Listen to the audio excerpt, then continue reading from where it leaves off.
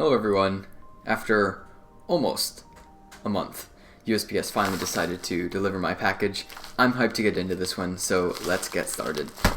So, we have two cubes in here. First up, Shadow V2, then GuHong V4. Last up in the bag, we also got a cubicle stand. Alright, so two cubes in today's unboxing. I'm going to start with the 3x3. Alright, so we have a little box on the side. I'm assuming maybe it's accessories. It says V4M. Oh wow, that's nice. It comes with a cube bag. I don't see many manufacturers doing this. It's usually like a GAN type of thing. Then we also have a new type of screwdriver. This is pretty long and thin, Phillips head, and a pamphlet. On the other side, we have the cube itself. Very lightweight. That's the first thing I noticed.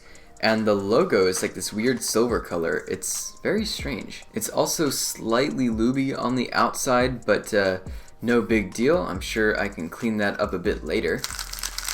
Ooh. Wait, this is nice.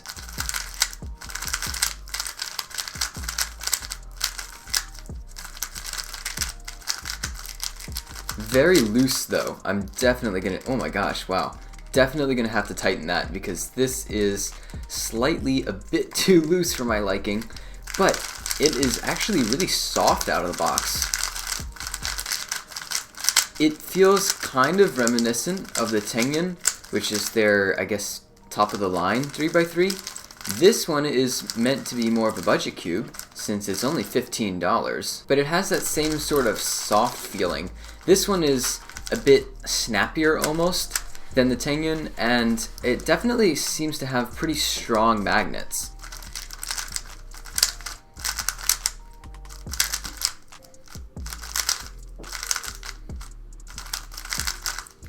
I was really not expecting it to be this nice.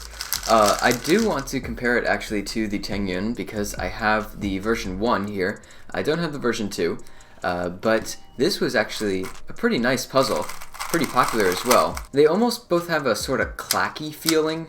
This one definitely would probably be a bit quieter with some extra lube. It looks like it definitely has a solid amount of factory lube, but it's nothing very thick. It's a pretty thin lube. Honestly, it's strange to compare them. They feel like they're made by the same company because they share similar design elements, but at the same time they feel like totally different cubes. This slightly more blocky feeling is almost reminding me of the MGC Elite.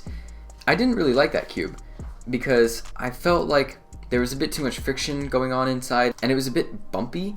This one feels a lot smoother inside, and it's definitely a bit on the clacky side. So this cube does just have a typical screw. There's no fancy adjustment settings here, so no spring compression and no adjustable magnets.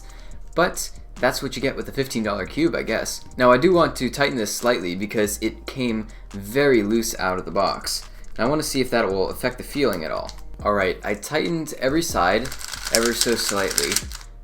I can notice a little bit of a difference. It's honestly still really on the loose side.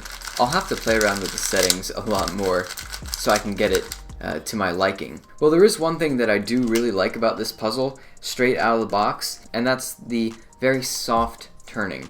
Now, I always have a soft spot for cubes with very soft plastic. The DaYan TengYun definitely had that type of plastic, and even my main that I'm using right now, which is the WRM, I found to have very soft plastic, and that's one of the reasons I liked it so much. Now this one also has a very similar feeling. I think it's going to be very promising and very popular for $15. I think I'm also definitely going to need to slow this down with some heavier lube, maybe some gravitas or something. That's a lube that I always like to put in, but it does feel a little bit uncontrollable out of the box. It's just really fast, and I feel like I'm kind of like losing control of the turning, so I would want to make it a bit more controllable with a heavier lube. Lastly, I did want to look at the pieces here.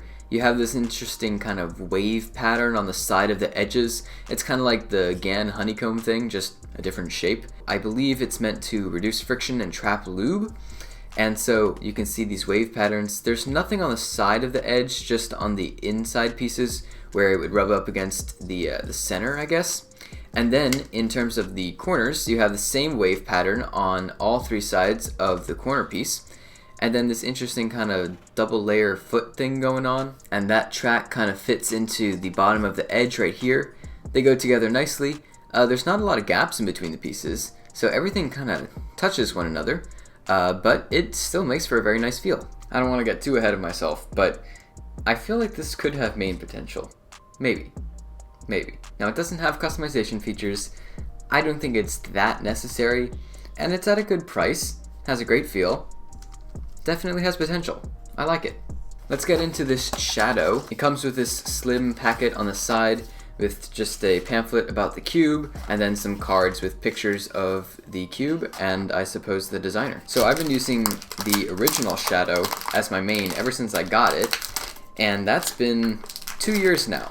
So I never picked up the MGC. I heard it was a good puzzle, but I value the stability of my shadow, and I think this will be a good improvement. Now, the first thing I'm noticing is the size. It does feel slightly smaller than the original shadow, so just to do a quick comparison. Okay, well, I think it's supposed to be 0.5 millimeter. I think that's what they said online. It feels like slightly more noticeable than that. It does feel smaller though, and now that I'm comparing them side to side, it looks like there's a bit of like bigger holes in between the pieces. I'm not sure, maybe that'll be helping the corner cutting or something. We'll see.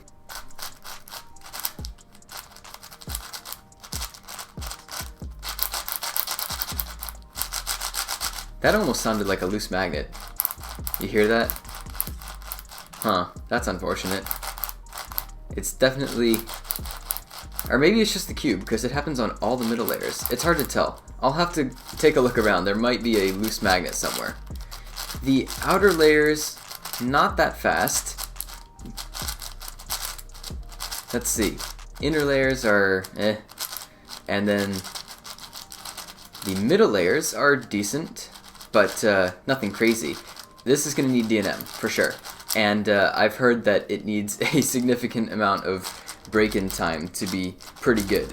My shadow is very broken in. I've seen some people getting really good times on this cube, so I'm very optimistic. It has that kind of new cube, really sandy feeling, and I'm expecting it to feel a bit more glossy or smooth on the inside, kind of similar to the original shadow. It looks like they are still using the sort of interior primary color that they used on the version 1, and they've definitely added more tracks on the edges.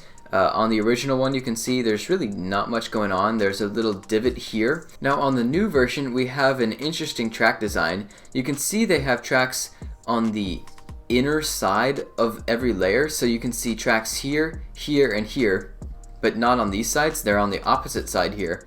There's tracks here, here, and here, but not here, here, and here. So every layer has tracks on the inside edge of the edge. Interesting choice. I'm not sure why they didn't put it on both sides. This puzzle also feels much stiffer. I think it's just a bit tighter than my version 1. Yeah, it does look a lot tighter. So I think this puzzle is one that I will end up loosening ever so slightly. I don't want to make it too loose because, like I said, I value stability, and I really would like to avoid popping this cube because that's just no fun. In terms of the magnet strength between these two cubes, it definitely feels stronger on the version 2. It has the strongest on the inner layer, it feels like. Actually, these layers feel a bit stronger than the inner layer, and then the outer layers are slightly on the weaker side. They're really not very noticeable on the version 1. They're definitely much more pronounced on the version 2. Maybe that's a good thing? I'm not sure. We'll see how it affects my solves.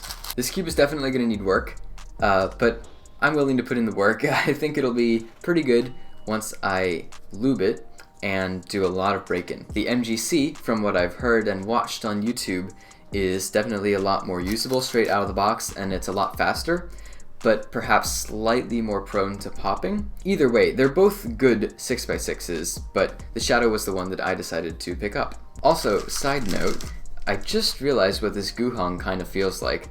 It's almost like a more premium, slightly more blocky version of the Yulong V2M, that newer, slightly newer budget cube that came out a while ago. It kind of feels like that, but a bit snappier and heavier. Interesting feeling, but I still like it a lot. Either way, that's going to wrap it up for my unboxing on these two new puzzles. I think the GuHong is very promising once again, and I do expect the shadow to be my main. It's just going to take a lot more work than the GuHong is. Either way, I'd like to give a huge thank you to TheCubicle for sending me these two new puzzles to review. And if you'd like to buy either one of them, I'll have links in the description below, so you can check them out at TheCubicle.com. Also, if you like saving money, you can use my discount code LCC at checkout to get 5% off of all your orders from TheCubicle.com. So that's it for this video. Hope you enjoyed, and I'll see you in the next one. Thanks for watching, guys. Bye.